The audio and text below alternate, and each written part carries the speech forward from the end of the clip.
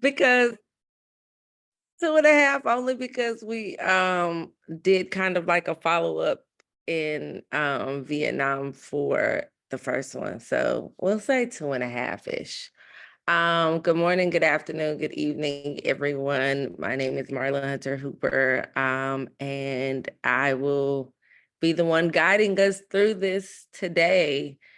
As Kevin said, that we are talking about a circle of empathy, building stronger connections, exploring empathy, and in restorative circles. So I want to welcome everyone to our 2.5 session of our restorative circles series. Today, we're diving deep in empathy and its significance with restorative practices. And before we begin, I want to do a land acknowledgement. We want to acknowledge that the land on which we are learning and working on and gathering today.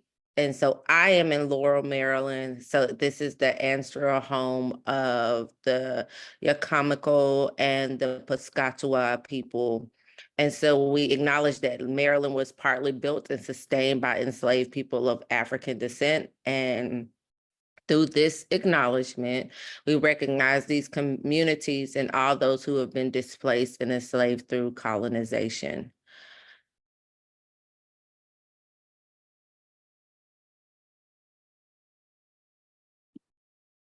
Just some friendly reminders. We have just four. Stay engaged as much as possible because I know that this time is kind of wacky for everyone. Everyone's all over and spread out. So I understand if your cameras are on or off, and I have no issues with those at all. Expect to experience some discomfort. Speak your truth and expect and accept a lack of closure. Um, so we are going to make sure that we're holding space, and this means that we are willing to walk alongside other people in whatever part of this journey that they may be on without judging one another and making people feel inadequate or trying to fix them or trying to impact the outcome. When we hold space for others, we open our hearts, offer unconditional support, and let go of judgment and control. And I know sometimes that's hard because we are human beings and we judge. That's just what we do. But that's one of the things of acknowledging the biases that we have and our prejudice that we have, and knowing that, yeah, there are some things that some people may say that we're like, okay. But then we have to remember that we want to hold space that so that everybody is learning. So we just already did this. Who is here? So I want you all to be able to list your name, your preferred pronouns, your role and why you chose to participate today, and one question or wondering that you have. So in the chat, your role or why you chose to participate today, and one questioning or wondering that you may have.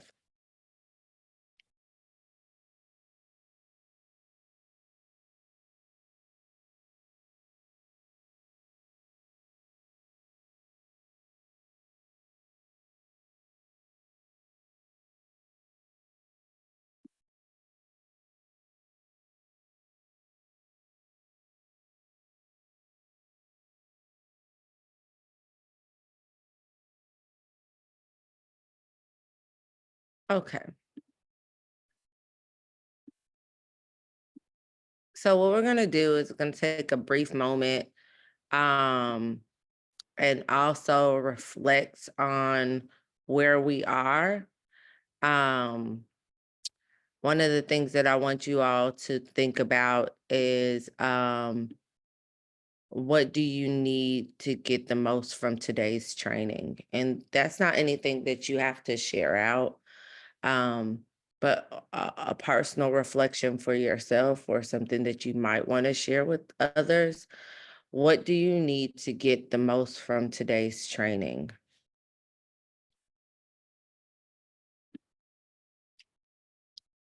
So then also the purpose of our session.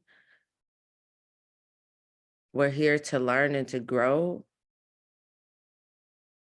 and to become better people so that we're better for others. So just a recap of our previous sessions and session and in-person session. Let's briefly recap what we've gone over in previous times. So the first part we did was the 5 R's of restorative relationship. And one of the R's is relationship. So relationship recognizes harm as impacting both individuals and communities and emphasizing the importance of repairing relationships. Then we have respect, which is essential for creating a safe environment where all participants are treated with dignity and consideration. We have responsibility. This requires individuals to take ownership of their actions, decisions, and fostering accountability. Then we have repair, which focuses on the addressing harm and fullest extent possible, leveraging individual strengths and capacities. And then reintegration, which completes this cycle by welcoming individuals back into the community and emphasizing the restoration of relationships. I'm going to take those 5 R's and put them in the chat for you all so that you have them.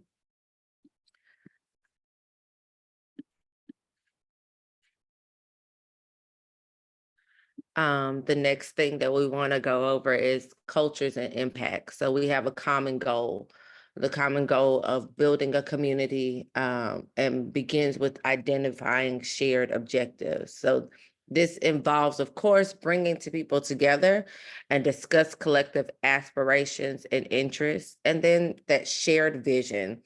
Through open dialogue and shared vision is created, guiding the community towards common objectives and fostering.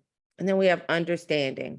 So we achieve this understanding by comprehending individual perspectives and desires, and making sure that we have a more cohesive and inclusive community that is established. And last but not least is this cultures and impact. So we take the time to recognize the diversity of cultures within our community and understanding how they contribute to its overall impact. And that this contribution is crucial for fostering inclusivity and synergy.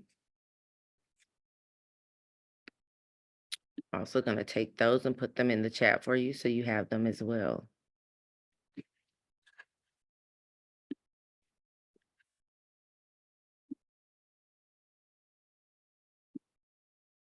So this step 1 is looking at understanding empathy. Now, empathy sometimes is kind of hard to completely understand, and making sure that we are aware of it and that we're having it. Empathy lies at the heart of restorative justice. It's not just about understanding the facts or the events that have happened, but we have to dive in deep into our emotions and perspectives and experiences of everyone who is involved. This means that we have to take the time to step into someone else's shoes, even if that's the most challenging and emotional charged situations. With restorative practices, emphasizing empathy as this cornerstone, this building block, because it acknowledges the humanity in everyone, and regardless of your actions. So by fostering empathy, we can create a space where people, individuals, everyone can feel heard, validated, understood, which we need every single bit of those things for a meaningful dialogue and resolutions. In conflict resolution, empathy has a transformative power, and everyone we we need to feel some kind of transformation as we are going through things. It allows us to move beyond this surface level disagreements and address the underlying needs and concern of all parties involved. When people feel truly heard and understood, they are more open to find.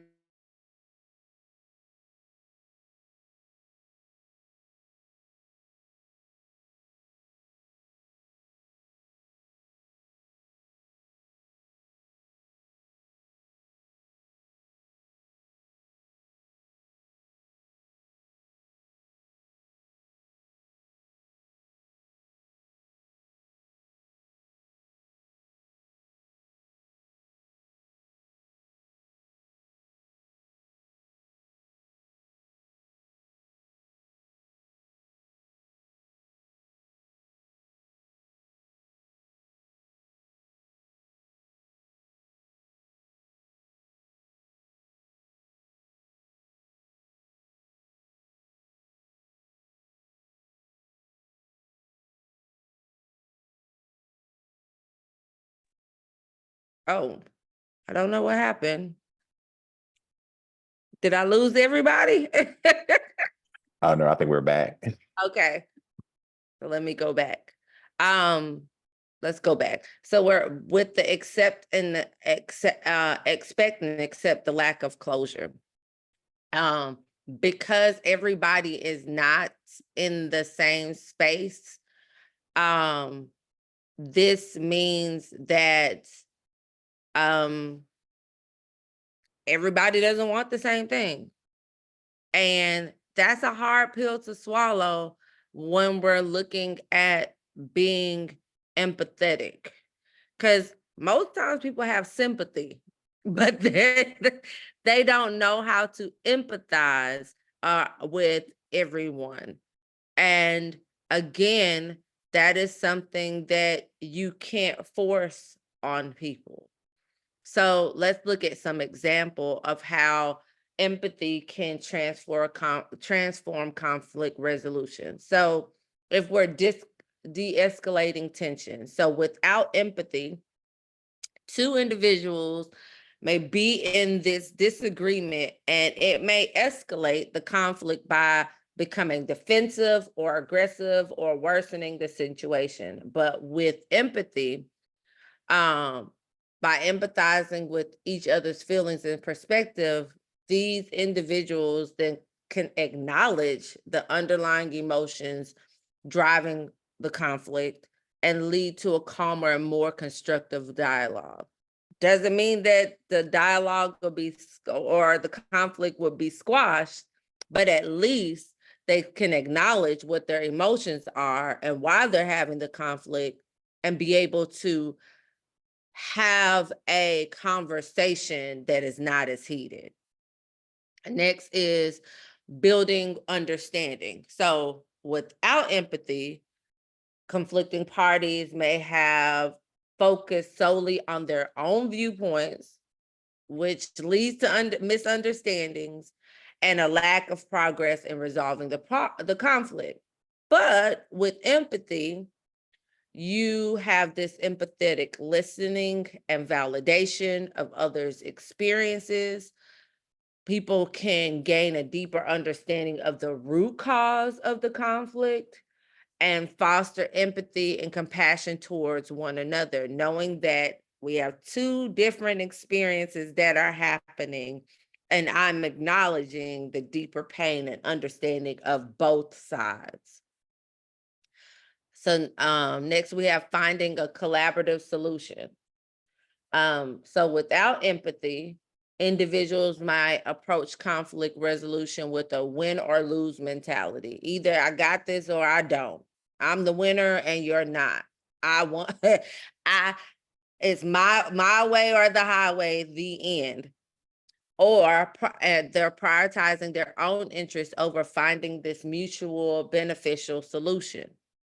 With empathy, By considering each other's needs and concerns, conflicting parties, they can take the time to brainstorm some creative solutions that address the interests of overall parties, and so that everyone is left feeling that they have gained something from what has taken place, and then relationships are strengthened.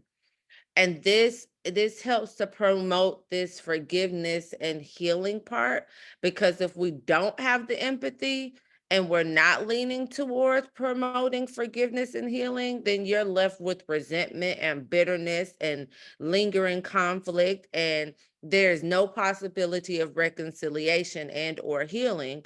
But with empathy, you have this genuine apologies, and you are forgiving, or at least leaning towards forgiveness, or learning to forgive, and you can let go of the grudges that you may or may not have, and move towards a renewed sense of trust and empathy towards one another. So by taking and using empathy to transform these conflicts that we have, it fosters understanding, collaboration, forgiveness, and proactive efforts to prevent further conflict. It also paves the way for constructive dialogue and sustainable resolutions that strengthens the relationship and promote harmony within communities. But I want to pause there because we're humans, we're people. We don't always empathize with people, especially if they've been doing the same shit over and over again. And they keep doing it over and over again. And we've had these conversations with them, and we're like, but I thought we were headed in a direction. But then it goes back to these friendly reminders, especially this last part. Expect and accept a lack of closure, because everybody's not in the same space. We can have these restorative circles, and but it doesn't mean that everybody's ready to restore the relationship. And you can't make somebody do something that they don't want to do. Yes, yes, Lord. Especially if we don't like them. Yes, because that's the hard part. If someone is I an abusive relationship, like, you keep going in and you're trying to fix it and you're trying to have conversations with said person, yet you keep getting mentally, physically, verbally abused. After a while, you gotta be like Elsa and let it go. And it's okay, Heather. I see you laughing. This is who I am. Like, it's okay to let it go and realize that there is no moving past this point with these certain individuals. And that's okay, because it's about your betterment too. And if people are causing you harm, even after you've told them that they're causing harm and they have nothing but excuses, don't keep putting yourself in harm's way. It doesn't make sense to do. Any questions or concerns right now? I'm going to stop. And anything that anyone has to say about what has been shared thus far. And you don't have to raise your hand. You can just come off mic. Yeah, Kelly. Yeah, that some people just want to be right. There are some people that empathy is really about looking within. Empathy is, again, empathy and sympathy are totally different. You can sympathize with everybody. A sympathy is like giving somebody a rub on their back and say, "Oh, I'm so sorry for your loss. But are you really sorry? Are you sorry for my loss? Are you sorry that I've had to go through? Are you sorry that, like, are you really sorry? Empathy is actually about taking the time to have an opening listening dialogue to what somebody is saying. And even though you might not truly understand their pain, but you can sit in the pain with them. And that's not easy for everybody. That and those are things that have to be taught and learned. And think about children. Think about children who they just do things because. Like if somebody is hurt, if a friend needs their shoes tied, like they just do it because they want, because they know that it's caring.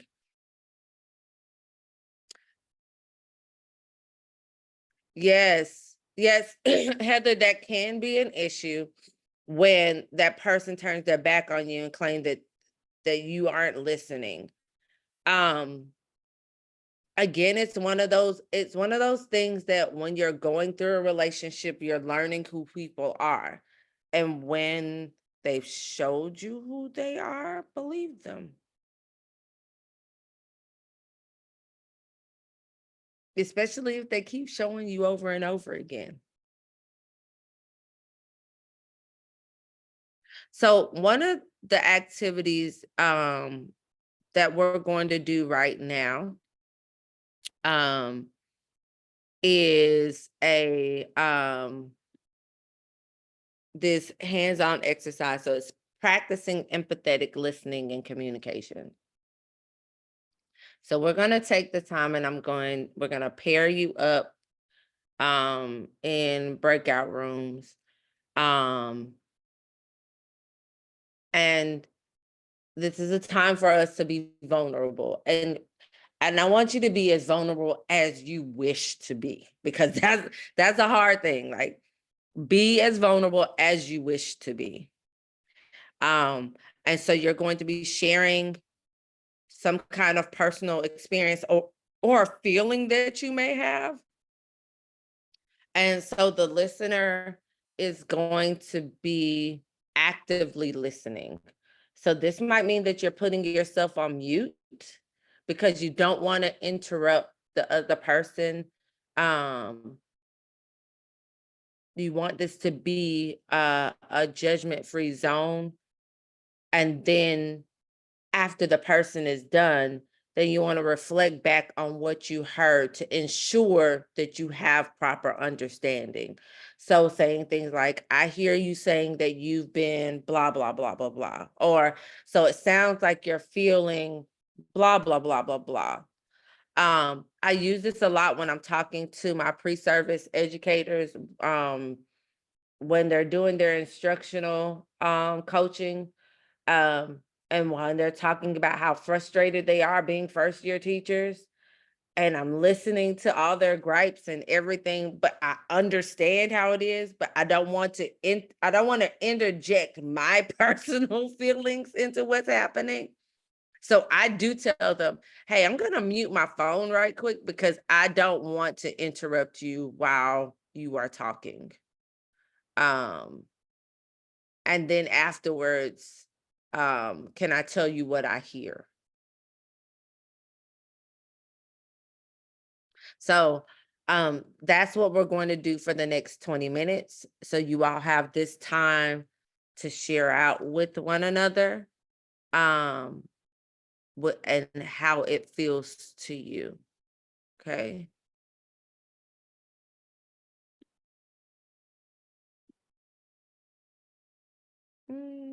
Nope.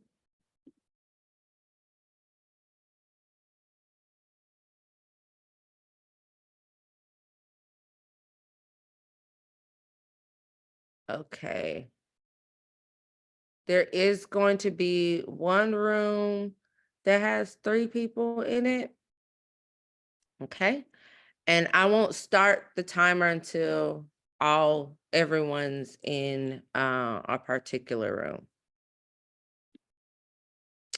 All rooms are over. Oh yes, I can put the slide up one more time. I'm sorry.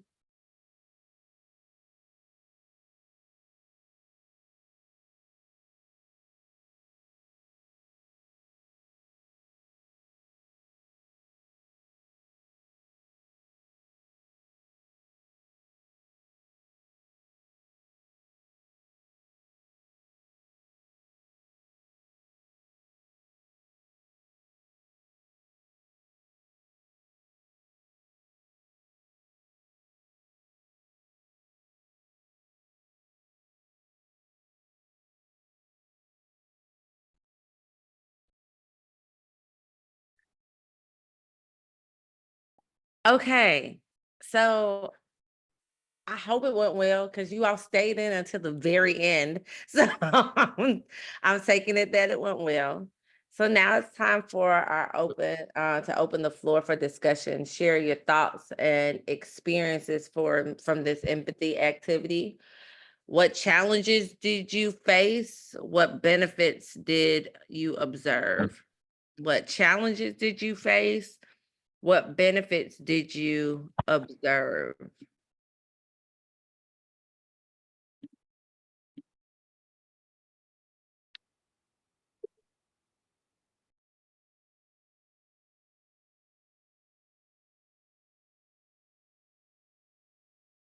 Oh, I realized I'm unmuted, so I'll just share. um, um, it's a skill, it's a practice. And one of the things that stood out from my conversation with Selwyn is that I was referring back to the 5 R's that you posted earlier. And the part that was hard for us was, I mean, in both of our stories, was responsibility, because when we work with children, we don't expect them to have developed responsibility. We're coaching and guiding them. And in our adult relationships, whether it's family or colleagues or in the world, we have zero empathy for that, because we're adults and we've expected you to develop your own sense of ownership for actions and harm. So that one looks very differently in the way we deal with children versus adults, because of kind of where we are in life. Like, we're not requesting children to have taken ownership yet, but if you're an adult, you better have, because that's where the the empathy meter goes down.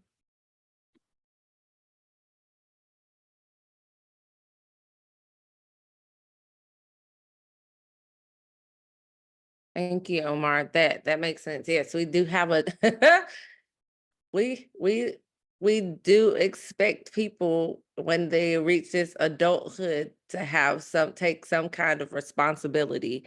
But one thing that one of my colleagues pointed out to me when I was like getting really upset with people, like, you need to take responsibility. Why aren't they taking responsibility for their own actions? She's like, Marla, because you started them off at 100. You started like we like say, oh, we're giving people the benefit of the doubt. Yeah, you started them off at 100 instead of starting them off at 0. And so now I've reached the part where, like, I start people off at 0 and then we grow from there. Oh, Daphne, yes. So what I'll do is I'll get some books together and I'll post them. I'll create a book list. Yes. Can I ask or talk about a follow-up with that? Because what you said struck me as starting off at 0, not 100. And I'm thinking about my own family, and I talked to Omar a lot about how difficult it is to have empathy with family, especially if they're homophobic or transphobic or racist and have those harmful ideologies. So it's like, and I'm speaking just like for myself, how does someone balance the experience of harm when starting at 0? Because You know what I mean? Like, I can imagine that with my own family is like, if I start at 0, there is still a lot of harm that I have to endure. And I'm like trying to adjust my boundaries and expectations. Maybe not my boundaries, but maybe my expectations. Yeah. Does that make sense? No, it makes a lot of sense. And the only person I know who to reference is my mom. My mom is a counseling psychologist, and so she tells me all the time that, of course, with the starting people off at 0 or whatnot, especially when it comes to family, that, you know, you love them, but it's okay to love people from a distance. Um, yeah, family's blood, but it doesn't always have to be that you have to surround yourself with people who are causing you pain and harm, and that sucks, especially when it's family.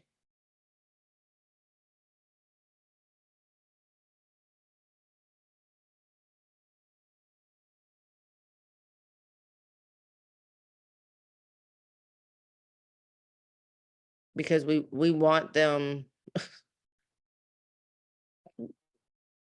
we want them to do what's right.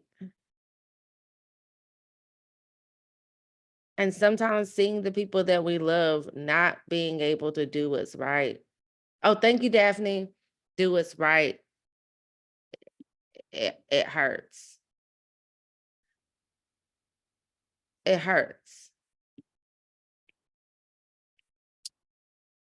So as we're looking um at the activity that we done and the things that we talked about today, um any additional like questions that you have that come up for you? Um and of course we're going to share some more resources so to continue on your journey. So I'll get those books recommendations that that were asked for. But anything else that comes up for you?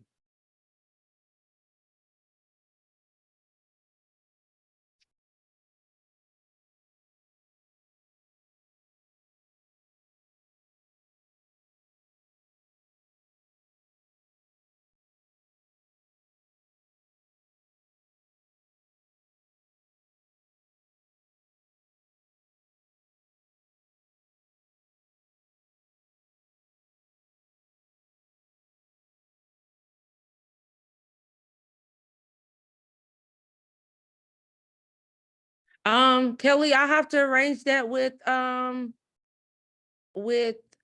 with Kevin to see when we're gonna meet next.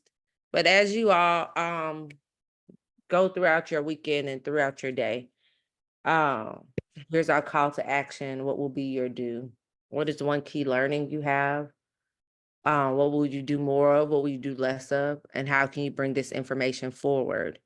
And I want you all to remember that we are stronger because of the experiences and expertise of this community that we have. And holding space for diverse voices is a simple way of nurturing innovation across our culture, across systems, and making sure that we communicate openly and regularly about our wobbles, our successes, our questions, and our ideas.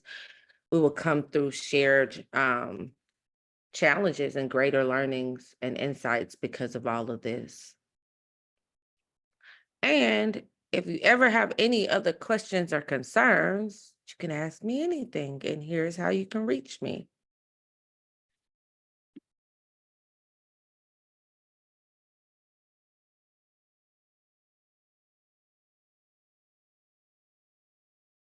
Again, I want to thank all of you all for this time that we've had.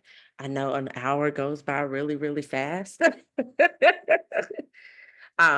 But I hope that you all have been able to take something out of what we've done for today, um, so that we can be better people, and better people with one another. And I will hang back for a little bit if there are any questions or concerns. But go forth and do great things. And thank you all for coming.